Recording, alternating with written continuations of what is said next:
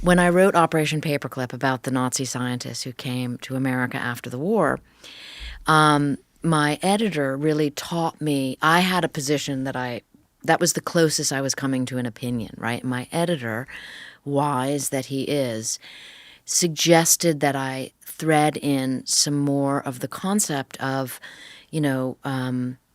that many people believed if these Nazis didn't come to America, we'd all be speaking Russian.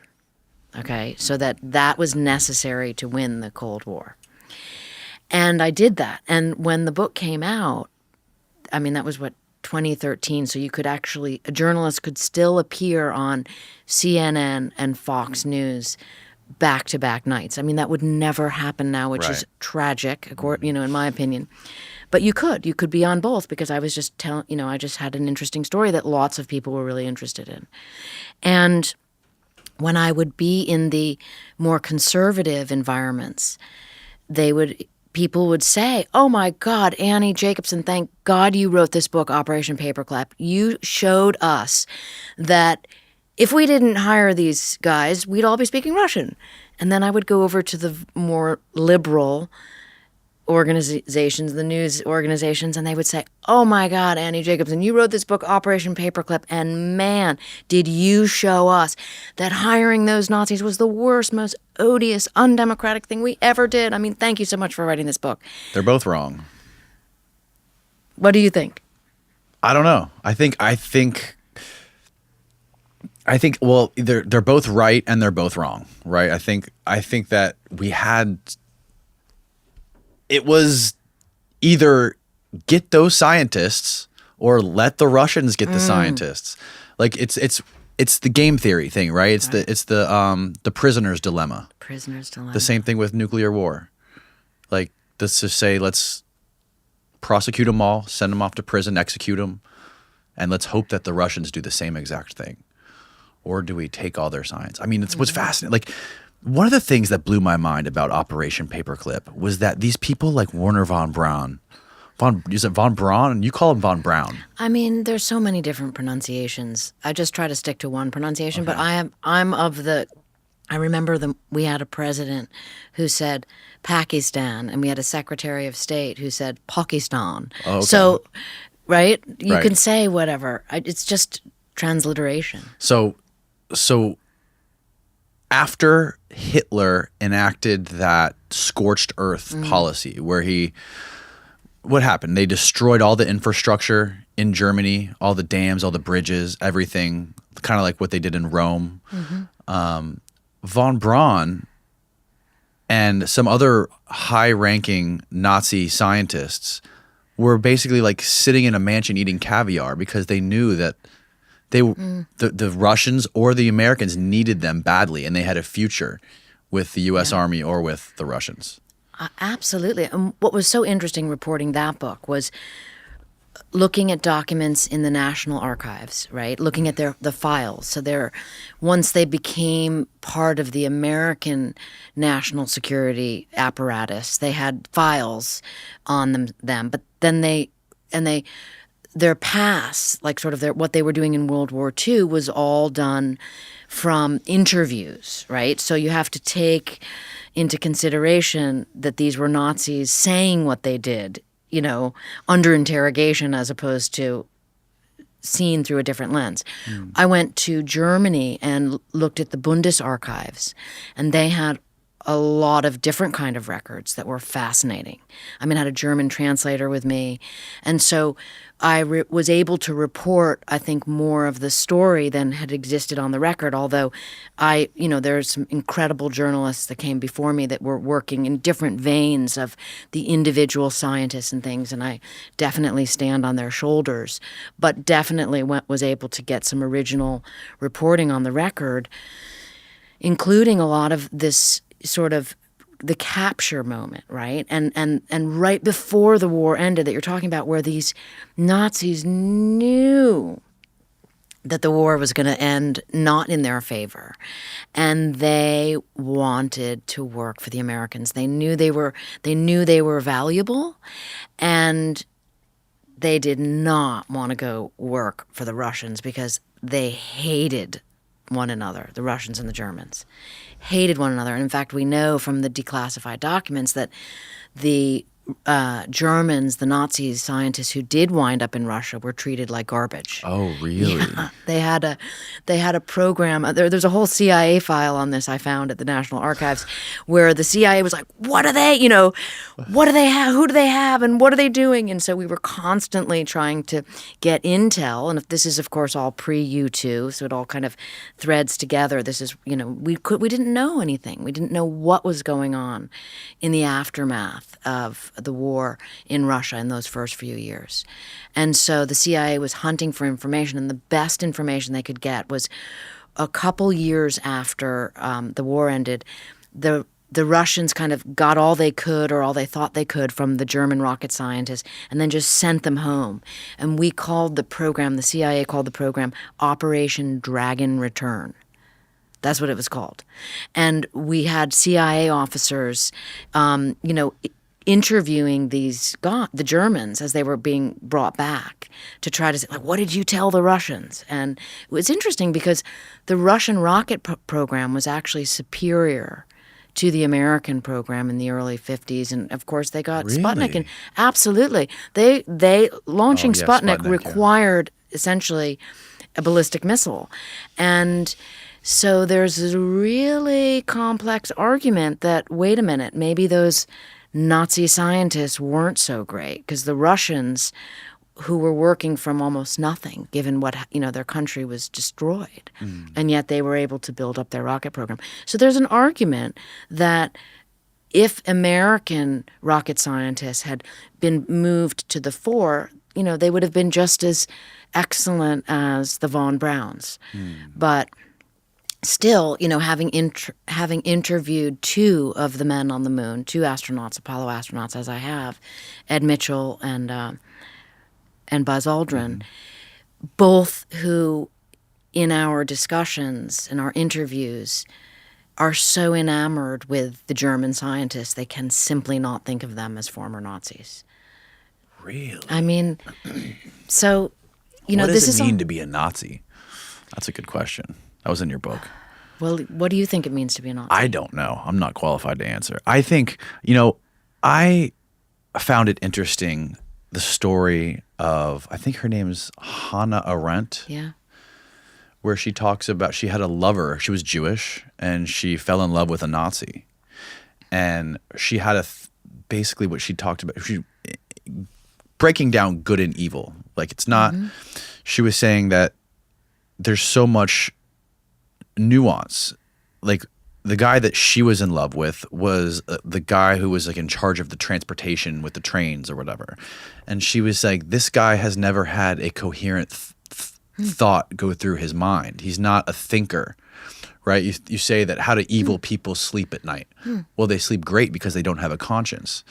And this guy was just sort of following rules, right? You just sort of have people who aren't thinkers that just follow the rules and get through the day. And that was what she was saying about the guy she fell in love with. Like, this guy is not inherently evil. Like, he's not a killer. He's not a Hitler. But he was born in the wrong place at the wrong time, and he was following the rules. That was her argument.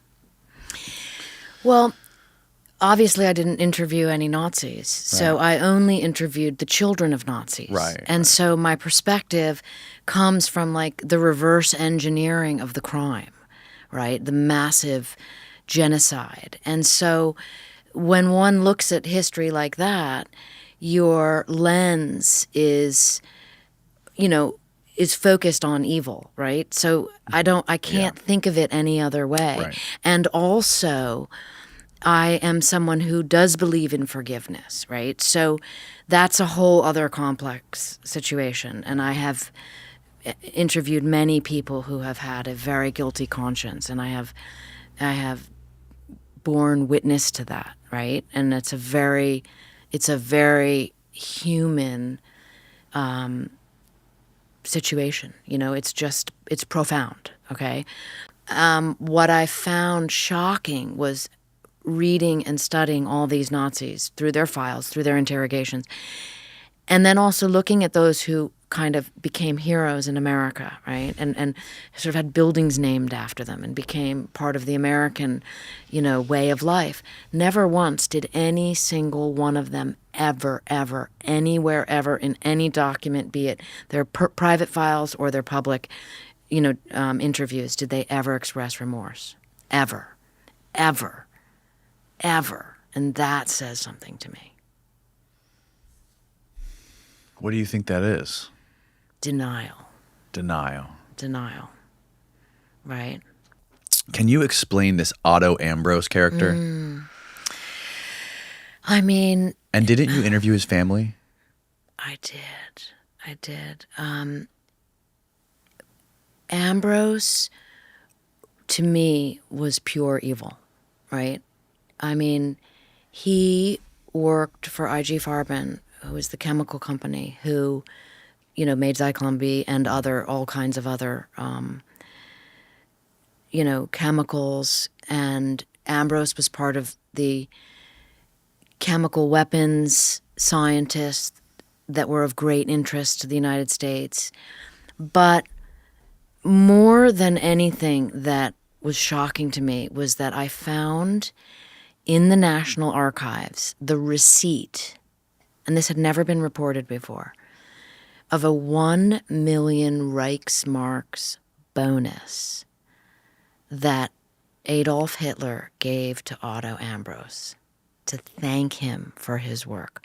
1 million Reichsmarks. That's how important he was to Adolf Hitler himself. And Ambrose was tried and convicted at Nuremberg of mass murder and slavery because he was in charge of the chemical element of the chemical factory. There was a rubber plant at Auschwitz called Buna, and most people don't even know about this. I didn't know about this before I reported Paperclip, but Buna was where the young men the young Jewish, concentration camp prisoners who, you'd get off the trains, go that way to be gassed. Oh, you're a young man that's 18 years old and you look healthy. Let's work you to death over at Buna, building rubber for the Reich. Because they needed, tanks and, the tanks needed treads. Didn't they develop synthetic rubber? Yes. Weren't they the first ones that to was come Ambrose. up with that? That was Ambrose. That's why they got the million in his team, Wow. yes. And he was in charge of the plant there. And then on the flip side of that, I interviewed Gerhard Marschowski, who was an actual Buna survivor, right? So he was 18 years old. And he was picked coming off the train. And, it's like he was in his 90s when I interviewed him, and he described to me how when he was leaving quickly, of course people didn't know they were getting on a train to go to Auschwitz. They just knew they had to leave quickly from their home. And he put on his best boots, like his sturdiest boots. And those boots saved his life because he could work and walk through the frozen, soil to this Buna factory that was just so, it was a death camp. It was a work to death camp as opposed to gas you to death camp. Right. And the records that I found in Germany that describe Ambrose, a few days before the Russians liberated Auschwitz, knowing the Russians were near, and Otto Ambrose, rapidly gathering up all his papers so that he wouldn't be, caught for the war criminal that he was. And then leaving on a fancy train. And, the fact that we were interested in him and hired him is it's horrifying in every level. And remember, he was convicted at Nuremberg.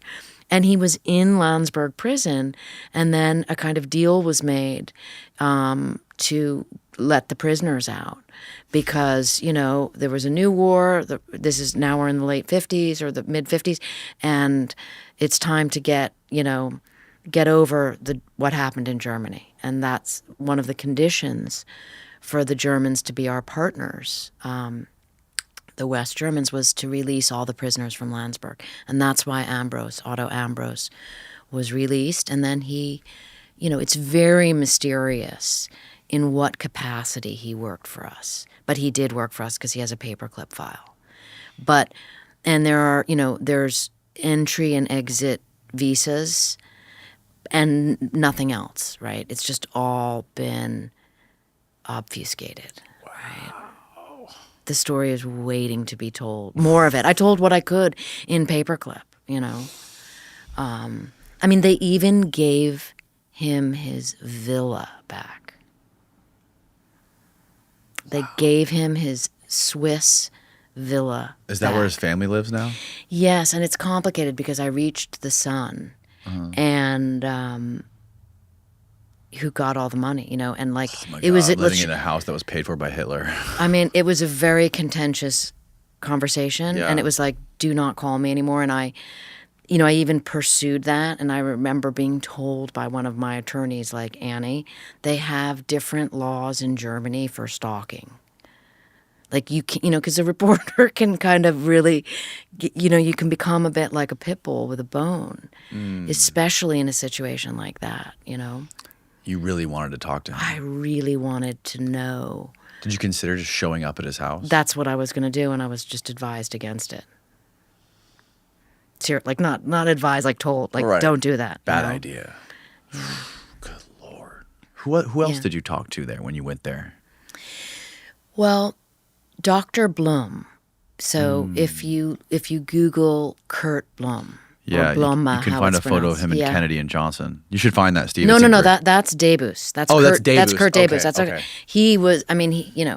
Blum was the Reichsgesundheitsführer.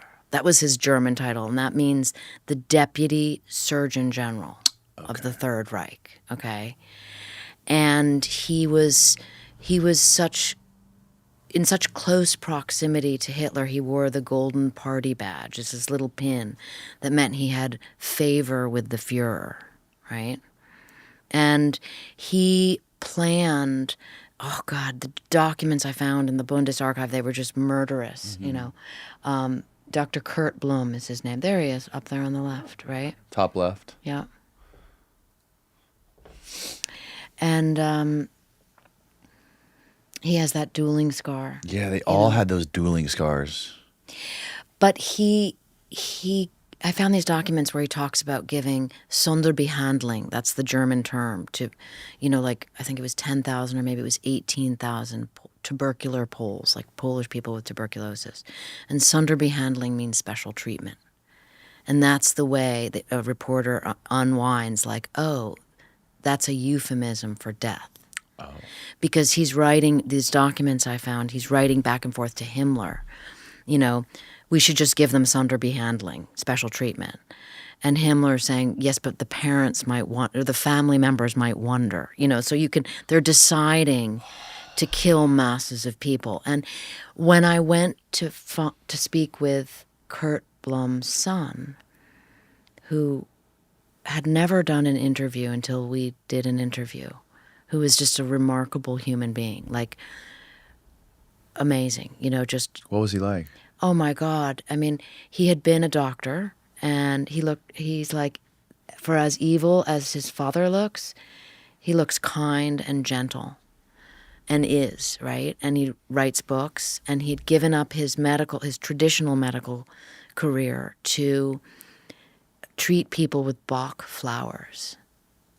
What's a right? Bach flower? Like Bach is like, it's like a Bach flower. It's like almost like aromatherapy. Oh, okay. Right? So it's like holistic medicine.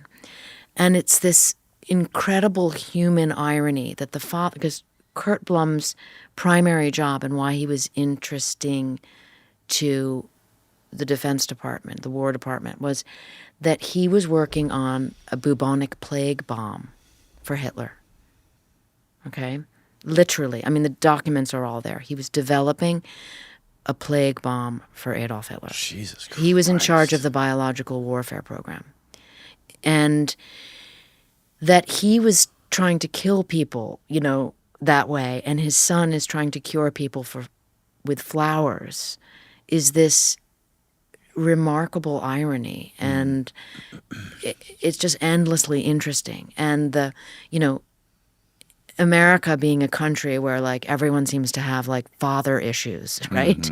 And then you go and just to have met the young Dr. Blum, and you kind of put yourself in his moccasins and you imagine. He had no contact with his father. Never met him? No, he met him and all of that, but like after the war, he just abandoned him after the war. Yeah, they just went Kurt Blum's wife, Bettina Blum, was Germany's, let me get this right, she was Germany's most famous novelist. Like, I think it was even romance novels, like in the 30s, right? They were this dashing couple, and it was interesting because he was kind of like an epic figure in German medicine before, the Reich took over. Before Hitler. And he transformed,